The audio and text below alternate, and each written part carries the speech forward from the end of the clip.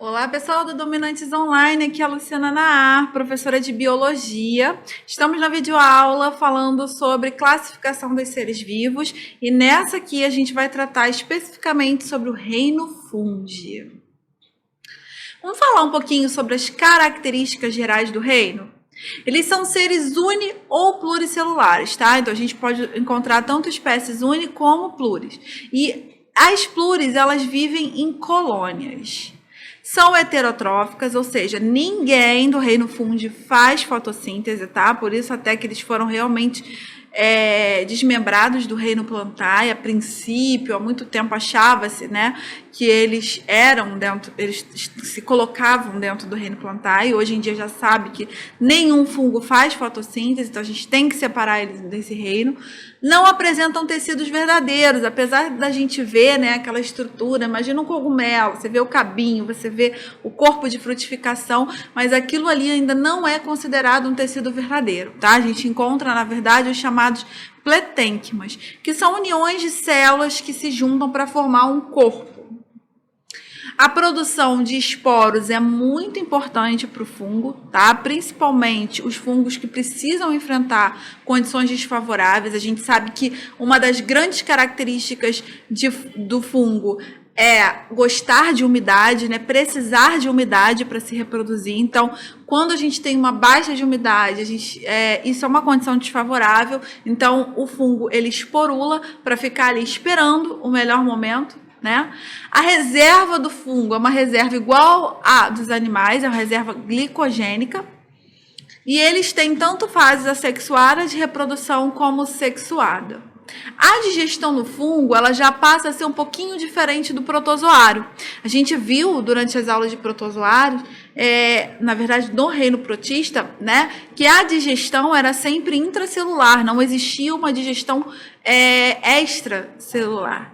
Aqui, a dos fungos, além de não ser dentro da célula, ainda é extracorpórea, né? O fungo ele taca toxinas, ele taca substâncias que vão começar, né, vão digerir, na verdade, o alimento fora do corpo.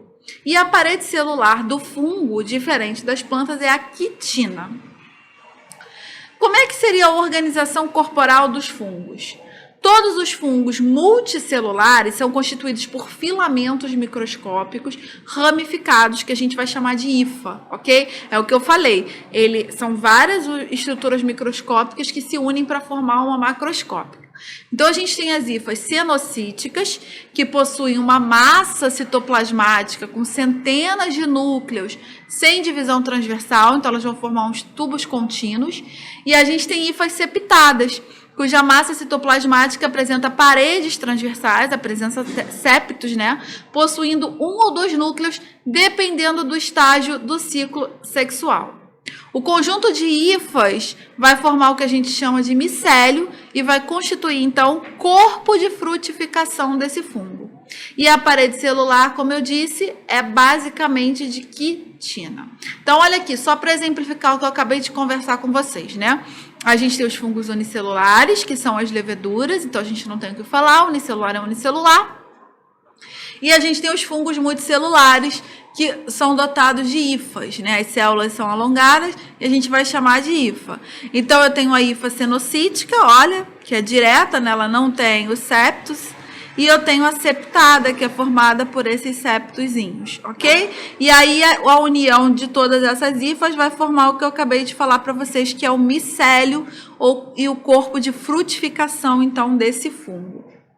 Como é que seria a reprodução? O fungo ele pode se reproduzir tanto assexuadamente, e aí ele pode fazer brotamento, fragmentação ou esporulação, né? Brotamento, a gente já conversou sobre esses tipos de reprodução que existem, mas só para a gente relembrar, brotamento é aquele em que você vai fazendo várias divisões mitóticas, vai formando aquele bracinho até que ele caia e forme um novo indivíduo. A fragmentação é quando ele se parte, quando ele se fragmenta e dali ele gera dois ou mais indivíduos. E a esporulação é quando ele endocista, formam esporos que ficam escondidos, né, que ficam, na verdade, preservados, protegidos e ficam ali se reproduzindo. E também temos, então, a reprodução sexuada, que pode ser heterotálica ou homotálicas, ou também chamada de hermafroditas. E aí elas vão ocorrer em 3 etapas. A gente tem a plasmogamia, a cariogamia, né? Plasmogamia que envolve o plasma, citoplasma, cariogamia que envolve a membrana do núcleo, né? Ou então a meiose, como a gente conhece. Então, olha só, resumindo para vocês aqui o que pode acontecer, né? Então, ó, a reprodução assexuada, se ele reproduzir por assexuadamente, olha só, a principal via de reprodução assexuada é por mitose, ele vai formar os esporos vão germinar, não é isso? E aí a gente tem, então, a partir dessa germinação, a formação dos micélios, que ficam lá no corpo de frutificação desse fungo, né? Desse micélio, ele pode formar um esporângio, que vai continuar se reproduzindo assexuadamente, ou então desse micélio ele pode sofrer a plasmogamia, que seria então a fusão dos citoplasmas. Aí ele entra numa fase que a gente chama de fase heterocariótica, que é o quê? A união de 2 N's, né? Um indivíduo haploide com um indivíduo haploide, N mais N. A gente tem a cariogamia, então a união dos núcleos, né? A fusão dos núcleos. Aí a gente vai ter então o núcleo diploide, aí ele vai voltar a formar o esporângio, ó. Esse esporângio vai sofrer meiose, formar esporos, germinar. Relações filogenéticas, essa é uma das partes que eu considero a mais importante do reino fúngico, tá? Que é quando a gente vai entender como que a classificação, como que a divisão desses grupos, ela vai acontecer. Então, olha só, parede celular de quitina foi uma das primeiras coisas que veio separar os fungos de vez, ok? Dos vegetais. Aí a gente tem uma absorção de nutrientes do meio. Isso quem faz é o fungo, ele não é fotossintético, ele não é autotrófico, então ele tem que absorver nutrientes do meio. Foi outra característica que tirou eles do reino plantae. A formação de hifas, que a gente também vai encontrar característico do reino fungi. Reprodução por esporos, que a gente sabe que tem em algumas plantas, mas que é típica e começou, na verdade, no reino fungi. Aí, todo mundo que tem essas características e produz esporos, a gente coloca dentro do grupo Chytridiomycota, ok? Chytridiomycota. Aí, vamos lá, esses fungos foram evoluindo, alguns perderam o flagelo que tinha, né, nos Chytridiomycotas, e aí, olha, ganha uma estrutura chamada zigósporo. Quem ganhou essa estrutura chamada zigósporo, né, que são essas regiões aqui do fungo, a gente vai chamar de zigomicota. Formei um novo grupo. Na escala filogenética, os zigomicotas ainda não têm corpo de frutificação, ganhou o corpo de frutificação e a gente tem um corpo de frutificação com ascósporos, então vou ter ascocarpo lá dentro, então vou formar o grupo dos ascomicotas, né, que são os que têm essa estrutura aqui em forma de asco. E por fim, apareceu o basidiosporo, né, que formou o basidiocarpo, e aí a gente tem o grupo dos basidiomicotas, né, que é essa estrutura aqui também que forma o corpo de frutificação dos fungos. Então a gente tem uma escala filogenética aí de evolução fúngica. Falando um pouquinho mais sobre cada um desses, então a gente tem os Chytridiomycetos, né, que são os prováveis ancestrais dos fungos, né, então são os primórdios, né.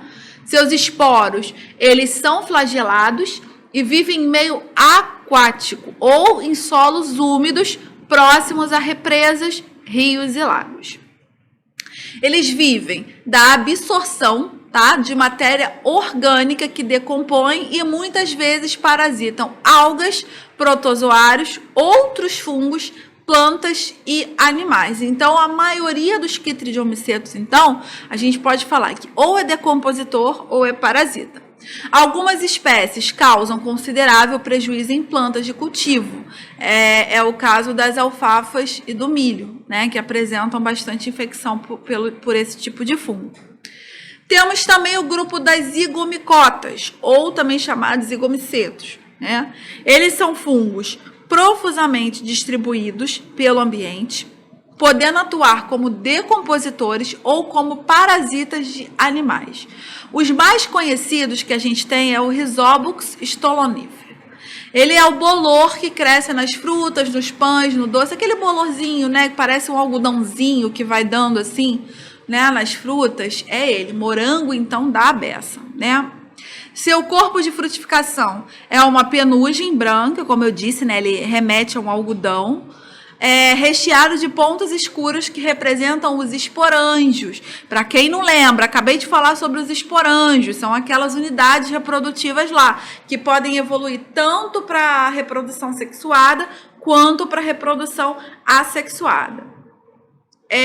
Temos o grupo dos ascomicotas, que são os ascomicetos, né? E aí eles são os fungos que formam estruturas reprodutivas sexuadas, conhecidas como ascos. Então, vocês podem ver que essa representação, essa divisão, né, ela tem muito a ver com a formação do corpo de frutificação, com a forma com que eles se reproduzem, né? Então, nesse caso, ele forma o asco, dentro das quais vão ser produzidos os esporos meióticos, que a gente está chamando aqui de ascósporos, ok? São esporos não flagelados.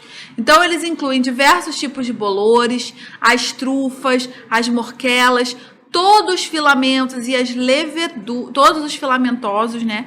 E as leveduras, né? Principalmente a Saccharomyces. Saccharomyces cai muito em prova, porque é aquela levedura que forma a cerveja, né? É aquela que faz a fermentação alcoólica, então empregada na indústria da bebida alcoólica. Na indústria da formação de pães também, então Saccharomyces é muito famoso. E elas são unicelulares. A reprodução assexuada vai se dar por bipartição. Então, a gente vai pegar, dividir em duas, reproduzir sexuadamente. Já os basidiomicotas, né, também chamados de basidiomicetos, eles são os que produzem estruturas reprodutoras sexuadas que a gente vai denominar de basídeos, produtores de esporos meióticos, que a gente está chamando aqui de basidiosporos. Então, galera, basídio é a estrutura reprodutora, tá? E os basidiosporos são os esporos que ficam ali dentro dessa estrutura reprodutora.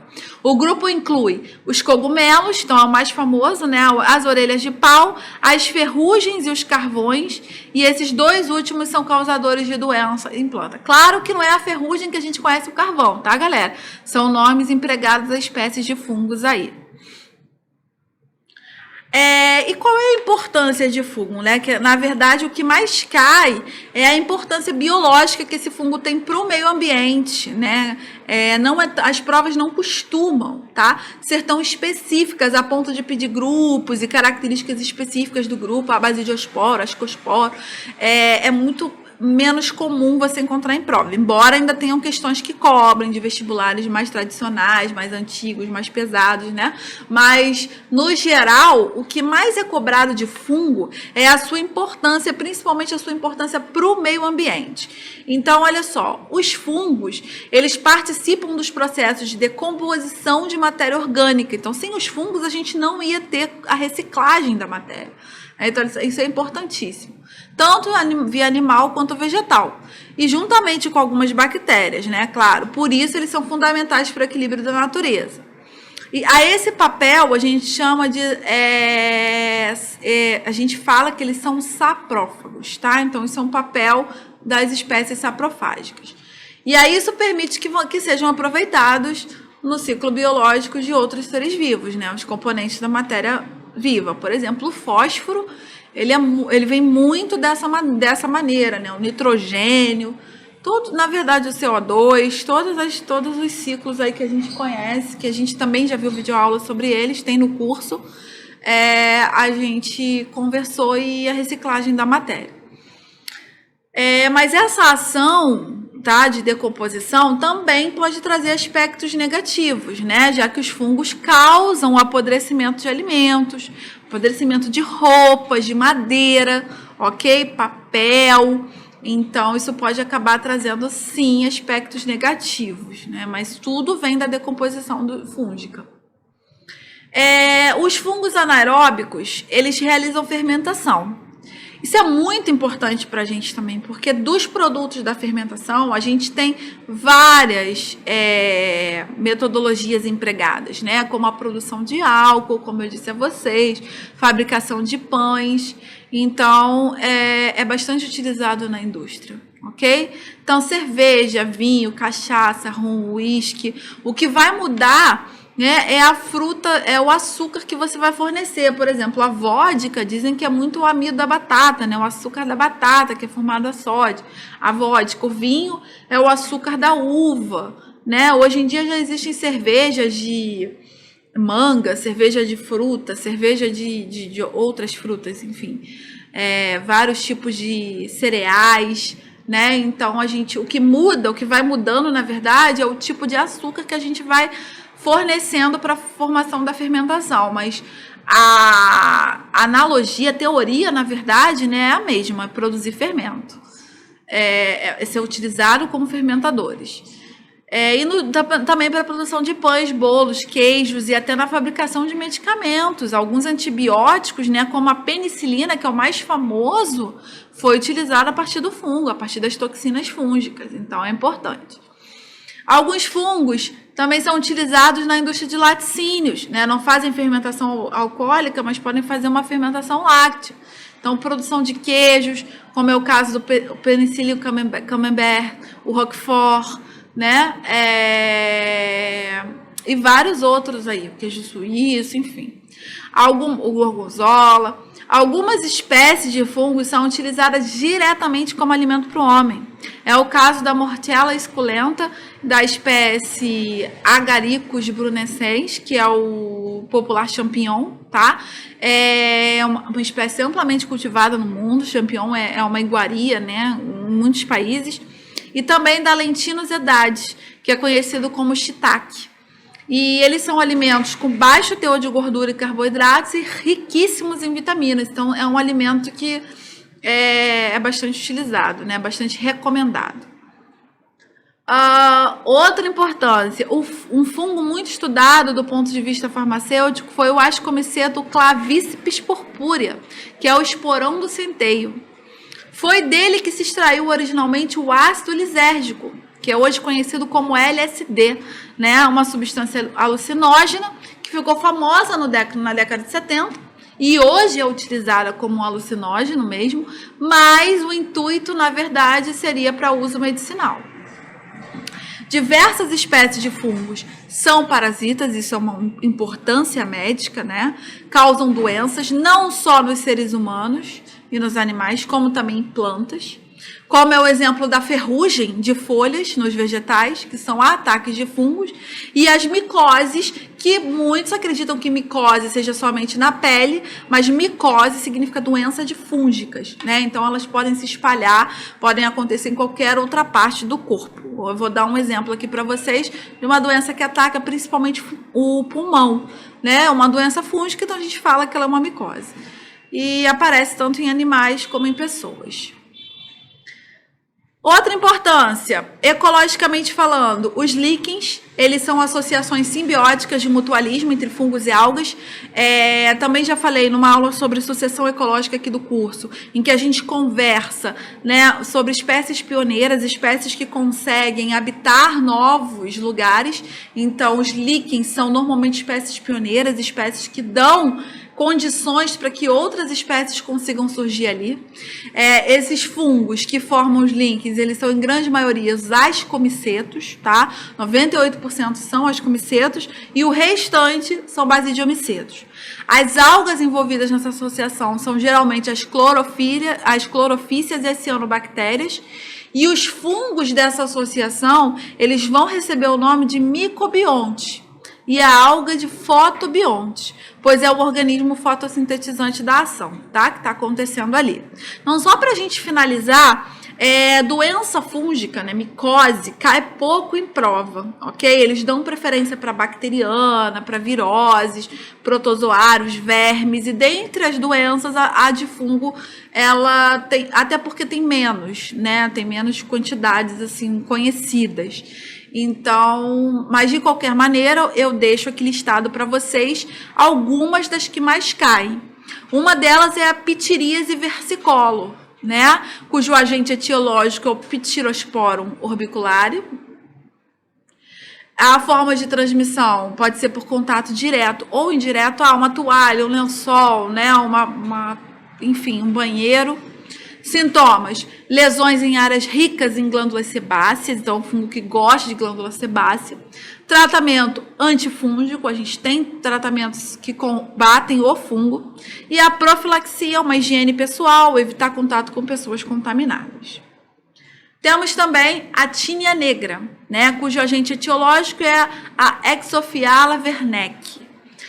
Nunca vi cair em prova, tá? Esses nomes assim são bem menos conhecidos, então a gente tem que realmente saber mais a teoria que envolve transmissão, profilaxia, mas de qualquer maneira é interessante, já que a gente está falando da doença, é interessante botar o nome para vocês.